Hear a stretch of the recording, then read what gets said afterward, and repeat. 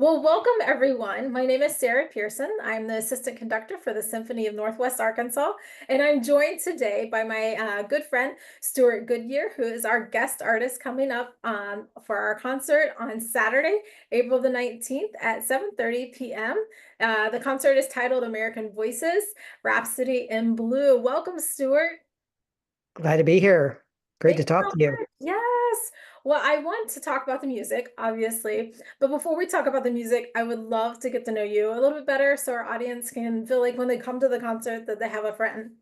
So Certainly. yeah. So maybe we'll start. Maybe you just want to give a brief introduction of yourself, kind of how you ended up in performing on piano, and maybe a little bit of your backstory. I was born and raised in Toronto, and I was inspired to be a classical musician since I was around 3 years old. Pardon me. And yes, my heroes were Glenn Gould, Philippe Entremont, Van Cliburn, and I was listening to Tchaikovsky, Beethoven, and there was something about that music that just touched me to the core. And I thought, I really wanted to have a very close relationship to the music. Yeah. And I was inspired by a very early age to be a concert pianist as well as a composer. And it's a journey that has taken me to, wonderful places, worked with fantastic musicians. It's been a wonderful life. That's wonderful. So we'll start with a couple questions. Some are serious, like I said, and some are fun. But first we'll start with is what first got you in? You said that from a very early age and when you were young that you loved listening to them and were inspired by some of the greats. But what first got you into it? How did you begin? Did you start with piano? Did you start with another instrument? Maybe a little bit of backstory on that. Certainly. I play by ear, and somehow piano was my main instrument, and it was just a very natural fit for me. And there were neighbors and friends of mine who had upright pianos, and I was just glued to the instrument as soon as I saw a piano. I just had to play by ear whatever I heard either on the radio or what they were listening to on TV. So my first experience playing for people were taking requests from the theme of GI Joe or pop songs of the time. And finally, I started formal training when I was around 7 years old. I learned how to sight read, had a wonderful piano teacher, and started competing in festivals and competitions when I was around 8. And so I cultivated my competitive streak, towards myself, getting better and better and better. And yeah, I was very lucky to have wonderful teachers. The teacher from the Curtis Institute of Music came to the Royal Conservatory in Toronto and did some master classes. And after a few lessons, he recommended that I audition for Curtis, and that's how I ended up in Philadelphia and then Juilliard in New York. And so Philadelphia has been my home. And I go back and forth from Philadelphia and Toronto. I'm artist in residence of the Royal Conservatory in Toronto. So I feel like I have roots in both cities. That's so cool how our lives pass and the trajectory just by serendipity almost like you're in the right place at the right time and it just happens. That's so exciting. And I think you were talking about how that you started out with playing by ear. I kind of did a little bit of that and my teacher when I started when I was 4 and she was not too happy with me because I would still try to play by ear and she was like, "No, you have to read so Oh that's yeah. awesome. But what a gift because when you went to conservatory and music school, you probably tested out of ear training and all of those because you're like, oh yeah, I hear Oh it. no, I still had to do air training, solfege, all Well, harmony and all it's that kind of probably thing. easier though. But yeah, so it was official that I knew what I was doing musically. Yeah, But I also met peers in class, so socially it was fantastic, and that's wonderful. So you compose as well. I Maybe composed. talk a little bit about that as how you got started in that. Was that also at conservatory? Yes, but I was actually at a choir school, an boys choir school, and from age 8 to 15, I was there, and so my first compositions were motets that my choir sang. And then from there, I wanted to study about orchestration because a lot of the music that I heard and loved were symphonies. And I Yeah. wanted to know how composers created these amazing sounds. So I studied orchestration and started to improve my skills composing for orchestra. I love chamber music, and then I just wanted to know everything Okay. about composing and about interpreting music. That's wonderful. And it's just so fascinating to learn kind of where our stories started and how we ended up to where we are today. So Yes. if you here's a fun one. What would be a useless talent that you have? So we heard about all the incredible talents. Not that anything's useless necessarily, but um Ah, you know you're an incredible pianist and a composer, but maybe a fun fact of something that's you're talented but not necessarily necessary. oh my goodness. I have to think about that one. I know that if I wasn't a musician, I would love to have been a film director. Really? I love I love film and I love finding out about how stories are told. And me I love the behind the scenes. So when it comes to casting, when it comes to color, when it comes to different lenses that they use, I'm fascinated by that craft. And that's neat. whether or not it's Hitchcock, whether or not it's Martin Scorsese, you Mhm. know, just the way that they would tell a story in their own authentic voice was something that I found very similar to composing. Yeah, really, because they're creating this atmosphere and through that lens. And then I've gotten to work several film festivals and I worked with John Williams and we just shadowing him. He's so cool. And how they will come into a clip of music, will create a clip of music from, a film that there's no music to it. I think this is so cool. It's Like amazing. what you're talking about. Yeah. So who knows, maybe that's in your, future. You know, that would be kind of cool. Yeah. Um, do you sing in the shower? Do I sing in the shower? My family, I grew up with a Did you music sing? loving family. So there were many relatives that would sing in the shower. Um, I do like singing, but I've never done it in the shower. I have to say, My showers consist of 2 minutes of getting ready. And while I'm in the shower, I'm thinking more than singing because right, I'm thinking to myself, all right, what do I have to what do I right. have to practice? And especially if it's a shower before a flight, all right, do I have everything packed and everything like that? Oh, Sometimes I find myself singing on the way to the airport, which taxi drivers find a little bit strange, but they're probably I should try singing in the shower, especially if I'm on vacation. I have no excuse. There's no, I'm on holiday. I should definitely check it out. Now I have to and now I'm wondering what I would sing. What do you sing? Do you sing in the shower? I don't, not in the shower. I mean, I sing all the time. Like Oh, I teach, like my evening jobs I'm conducting and, right. obviously with Symphony of Northwest Arkansas. But one of my day jobs, I teach music at a high school preparatory school and it's all girls.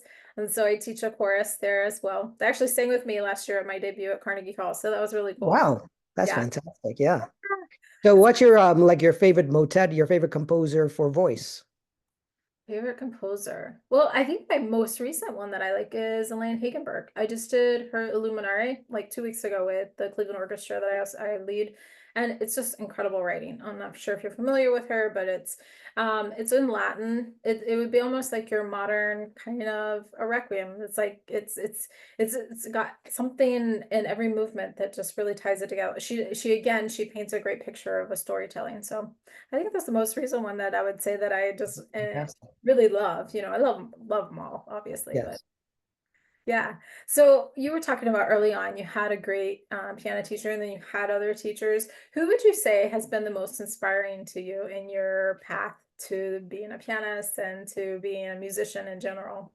It's hard to pick one teacher because, each teacher was so different and they went about teaching very differently. And as I'm also a teacher as well, I want to instill as much inspiration and encouragement as ever. And I think, I was lucky to have those kinds of teachers too.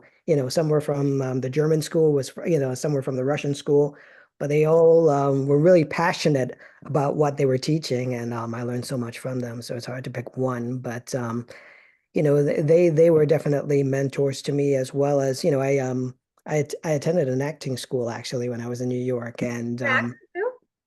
and so Or the trifecta?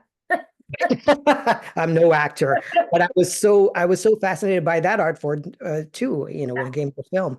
So I got to know about the techniques, how actors go into a role, and it was from the same kind of acting like Marlon Brando, who believed that nothing was about reciting lines. You knew the lines so well that everything was about reacting to the other co-star. And to me, that's chamber music. To me, that's working with a conductor and playing for an audience. And that's what made my musicianship more organic and Takes it really off of being living music by the on moment. the page. Yeah, it takes it from just being notes on the page that we have that opportunity to get to breathe life into it and to Yeah, breathe absolutely. enthusiasm. It's just so exciting. That's Yeah. so cool. So let's talk a little bit about the program, if you don't mind. We will have a couple works on the program. So it is opens with William Grant Still's Afro-American Symphony Number 1. Are you familiar with William Grant? Yeah. Yes. It's such a jazz influence on his life, and that whole piece is packed full of like jazz kind of ideas, like if you will, and he morphs it out. But it's interesting how it ties so well into the piece that you're doing as well. So maybe we'll talk just a few minutes about the Rhapsody in Blue, because that's the one that you'll be joining in us on. Do you want to talk just a little bit about that piece, like what it means to you, or some ideas that you're bringing to it, or thoughts?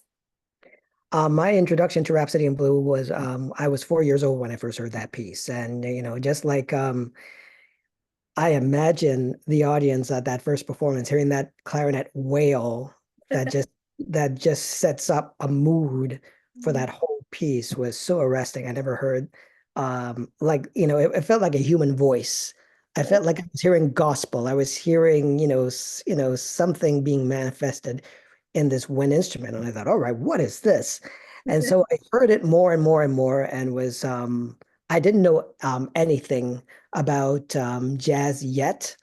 I knew a little bit about Bing Crosby. I knew a little bit about Broadway because my grandparents on my father's side, they loved Rodgers and Hammerstein and they loved Jerome Kern. So there was a little hint of Kern when I was listening to that, but then it was all Gershwin. It was all in a voice that I never heard before. And on the other side was the An American in Paris.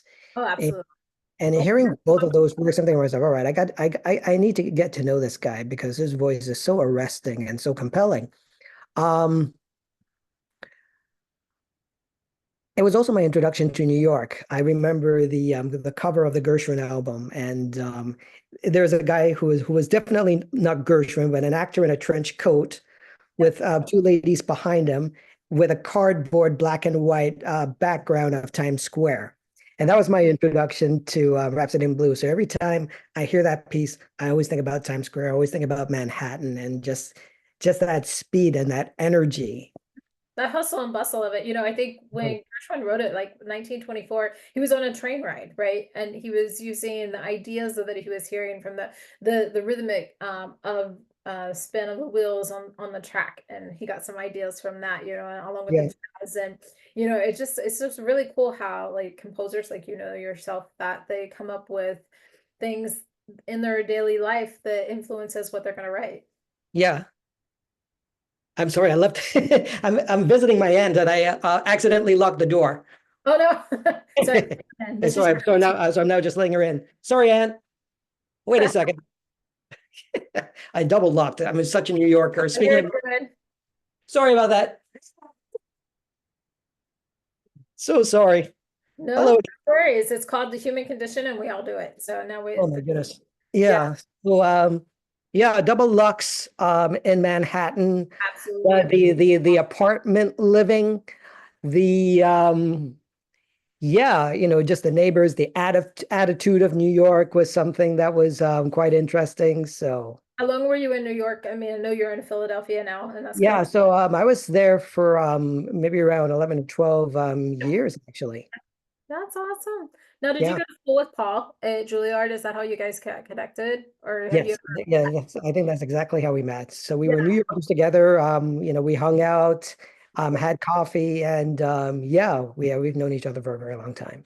He's incredible, and I am like, so excited to see you guys work together. You know, I this piece is just I have to agree. It's like one of the it's a nostalgia. Like you hear it and it takes you back to when you first heard it. And I just remember as a child hearing it, like, this is so cool. I want to be a part of it, but I want to be like in the middle of it, all of it, which hence I'm a conductor, so there's that. You Yeah. know, having that moment you know, just to be immersed in all of it. Yeah. So as you're preparing for this, right? I mean, I know you do so many different composers playing their works. What are some things that you do to prepare for this? Maybe that would be interesting to our audience to hear that. Mm. With every piece, I feel like, and this is going back to acting, you become this character actor and really wanting to know so much about, your own storyline, and the backstory. For me, it's like I'm a New Yorker again. And there's so many aspects of New York. There's the concert hall, there's the smoky jazz room. I always think about the Manhattan cocktail with that big ice, and all of these things somehow, are in a capsule to swallow. And then, you create um, this interpretation that adds color, that adds voices. And as the theme repeats over and over again in various guises, that's another thing, where, it is a story, there is a theme, and the theme repeats, but it's in a different it's a different background. And I think of a black and white picture sometimes. Sometimes I'm thinking of Humphrey Bogart. Sometimes I'm thinking about Robert De Niro. But it's like, all of these various New York images, that appear. I love it. And I can't wait to have it all merged together with our orchestra. And I know our audience, after hearing you talk about it, are going to be so excited to join us. We'll wrap up the concert with Florence Price's Symphony Number 1 in E minor. You know, and she had more of a classic focus on her music, but very much folk influence, which I kind of feel like you get that even in the Gershwin as well. Like there Oh, yeah, is jazz, but there he incorporates the culture, whether folk or what. absolutely. Yeah. You know, so it's just really neat how these all kind of marry together for this concert. Yeah. I'm So very much looking forward to it. It's a fantastic program, and it's just a delight to be a part of it. yeah, and it's been wonderful to have you with us today, Stuart. And again, if you don't have your tickets yet for our patrons, it's on Saturday, April 19th at 7:30 p.m. in the Walton Arts Center. And Stuart, thank you so much for being with us today and giving of your time so graciously. Oh, And my pleasure. yes, and we look forward to seeing you soon.